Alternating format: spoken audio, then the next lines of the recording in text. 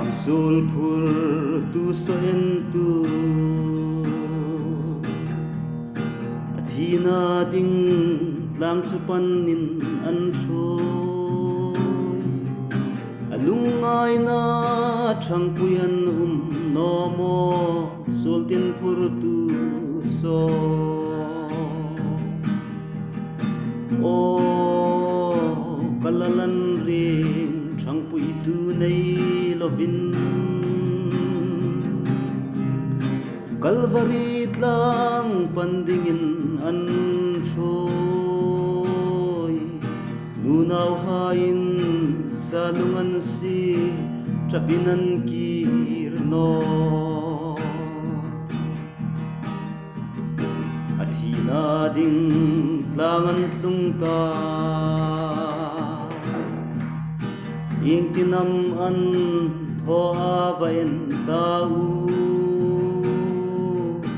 Aputing akan enumin ansim Tirtu anin nui O kalalan rin Changpui tunay lovin Kalvarit lang pandingin an soy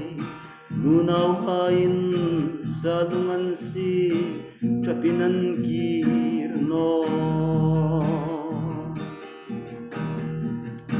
Kahang enin kanuy theino At hidan su lumnataum deo Mai thing lim thi sena sip zauta hung en veta u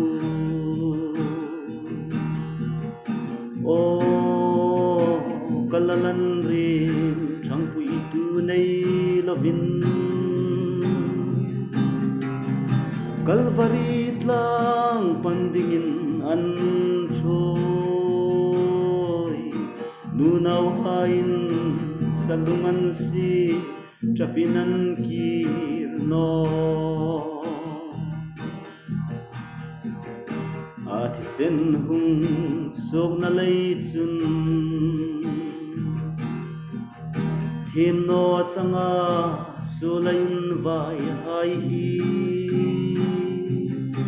Ring na lampuy ding chua hung hong ta Now hai ro ding O kalalan rin changpui tunay lovin Kalvarit lang pandingin an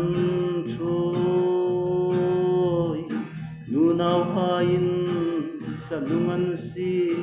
chapinan kirno